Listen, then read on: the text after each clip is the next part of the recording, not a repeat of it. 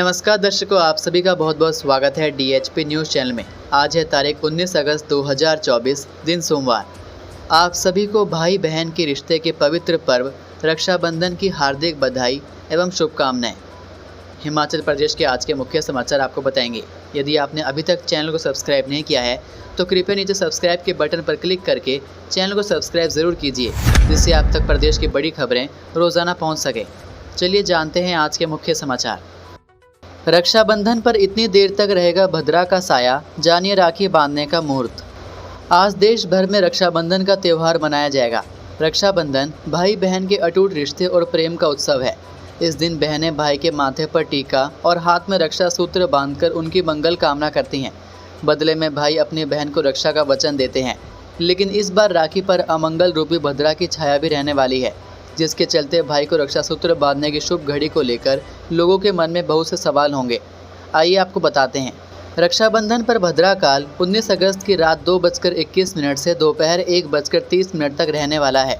रक्षाबंधन पर सुबह 9:51 से 10:53 तक भद्रा पुंछ रहेगा। फिर 10:53 से 12:37 तक भद्रा मुख रहेगा।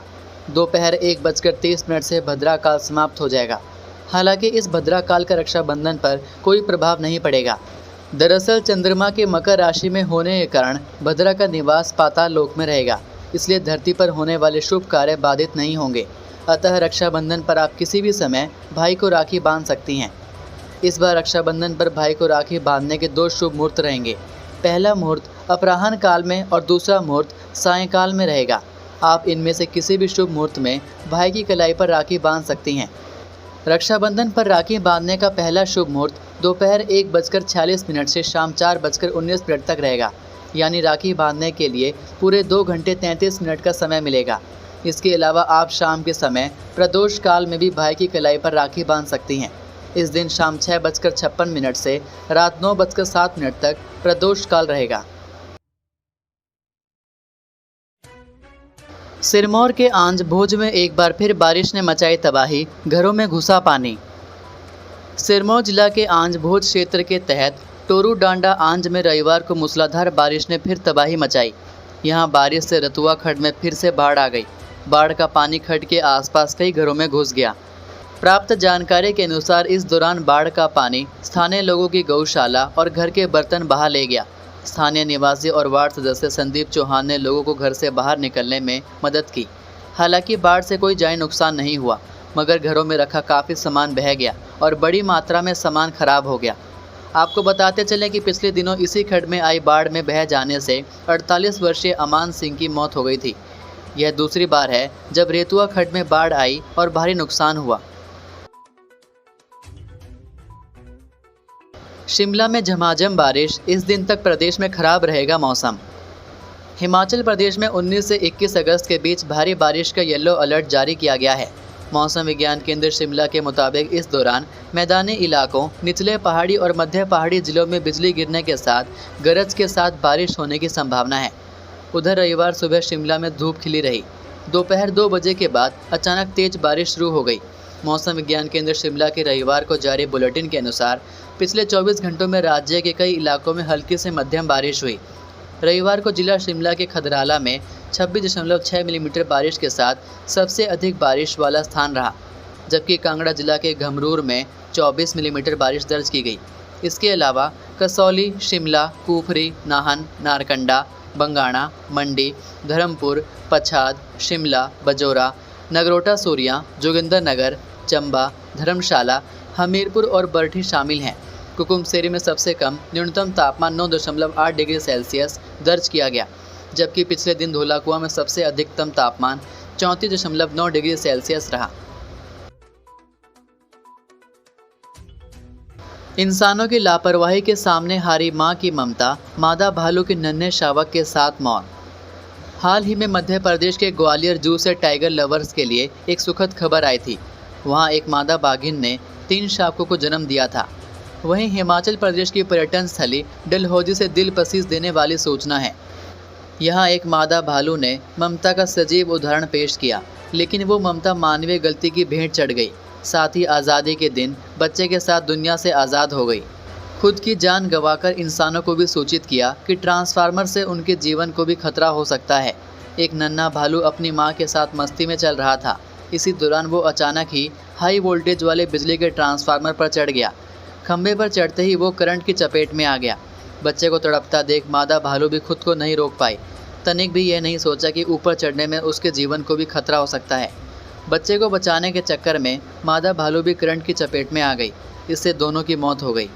16 अगस्त की सुबह दोनों को मृत अवस्था में खंभे से उतारा गया। ट्रांसफार्मर पर लटके मादा भालू व उसके बच्चे के शवों को नीचे उतारना भी आसान नहीं था। मुश्किल से शव को पोस्टमार्टम के लिए ले जाया गया। वन्य प्राणी विभाग ने नियमानुसार एक कमेटी का गठन किया। बड़ा सवाल यह है कि क्या बिजली के ट्रांसफार्मर में कोताही बरती गई थी या नहीं, लेकिन इसमें कोई संशय नहीं होना चाहिए कि अगर ट्रांसफार्मर के चारों तरफ कंटीली तार या बाड़ लगाया गया होता तो बेजुबानों को इस तरह जान ना गंवानी पड़ती। उनके लिए तो कोई कैंडल मार्च निकालकर इंसाफ भी नहीं मांगने वाला है। डलहौजी के कथलग मार्ग पर मानवीय भूल के कारण 2 वन्य जीवों को अपनी जान गंवानी पड़ी। 15 अगस्त की देर रात को जब मादा भालू अपने बच्चे के साथ कथलग मार्ग से गुजर रही थी तो उस दौरान हादसा हुआ। डीएफओ डलहौजी रजनीश महाजन का मानना है कि खाने की वस्तुओं का सही निष्पादन नहीं होता है।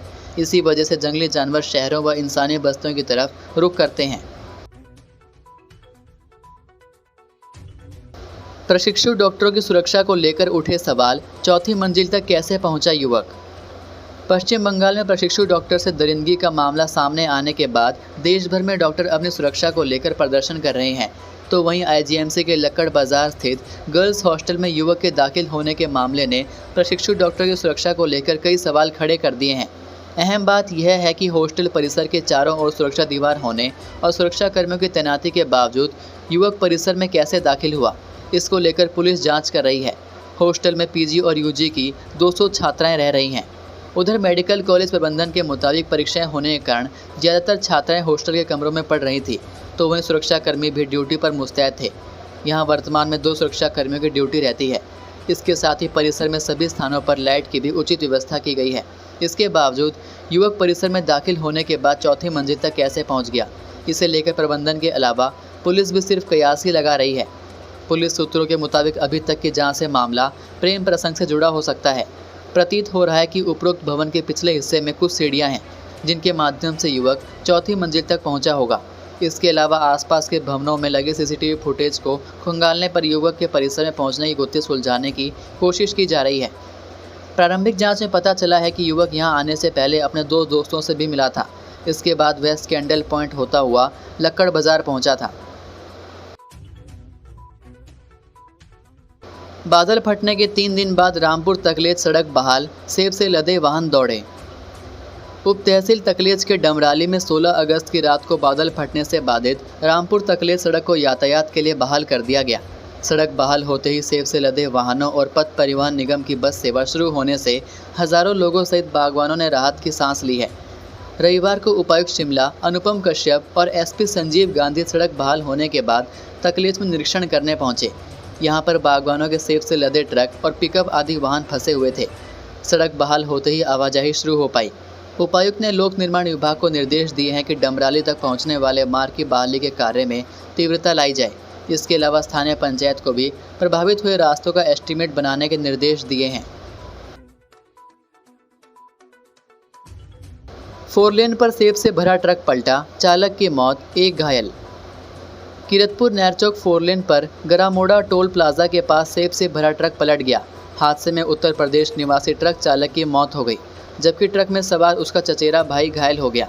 स्वारघाट पुलिस ने शव का पोस्टमार्टम करवाकर परिजनों को सौंप दिया है। मामले में आगामी कार्रवाई की जा रही है। हादसे में घायल अनिकेत उम्र 22 वर्षीय निवासी गांव राजपुर खामपुर, डाकघर राजपुर, तहसील भड़ौत, जिला बागपत, उत्तर प्रदेश ने पुलिस को दिए बयान में बताया है कि चचेरे भाई मिंटू कुमार उम्र 28 वर्षीय निवासी गांव राजपुर के साथ ट्रक में उत्तर प्रदेश के शामली से गत्ता लोड करके हिमाचल प्रदेश आया था। 13 अगस्त को कुल्लू के भुंतर में गत्ता अनलोड करवाया। शनिवार को मंडी जिले में ट्रक में सेब लोड करवाकर बिहार के लिए चल पड़े। ट्रक को मिंटू कुमार चला रहा था। रविवार सुबह करीब 4 बजे जब गरामोड़ टोल प्लाजा के पास पहुंचे तो ट्रक अनियंत्रित होकर 4 लेन किनारे दीवार से टकराकर सड़क पर पलट गया। हादसे में चालक मिंटू कुमार की मौके पर मौत हो गई। उधर मौके पर मौजूद लोगों ने घायल अनिकेत को एम्स बिलासपुर पहुंचाया, जहां से उपचार के बाद उसे छुट्टी दे दी गई। डीएसपी श्री नैना देवी विक्रांत बोसरा ने बताया कि शव का क्षेत्रीय अस्पताल बिलासपुर में पोस्टमार्टम कराया गया। लापरवाही से वाहन चलाने के आरोप में मामला दर्ज किया गया है। आगामी कार्रवाई की जा रही है। लापता हरदीप का मिला शव, आज सोमवार को होगा अंतिम संस्कार। समेज बाढ़ में लापता नगरोटा सूर्या के हरदीप सिंह का शव 17 दिन बाद शनिवार को मिल गया। हरदीप सिंह समेज में एक हाइड्रो प्रोजेक्ट में कार्यरत थे और 31 जुलाई आधी रात को बादल फटने से आई बाढ़ में लापता हो गए थे। हरदीप के पिता जोगिंदर सिंह ने बताया कि उन्हें शाम को ही सूचना मिली थी। शव लेने के लिए रविवार सुबह शिमला के लिए रवाना हुए। हरदीप सिंह का अंतिम संस्कार आज सोमवार को पैतृक गांव नगरोटा सूर्या के शमशान घाट में किया जाएगा।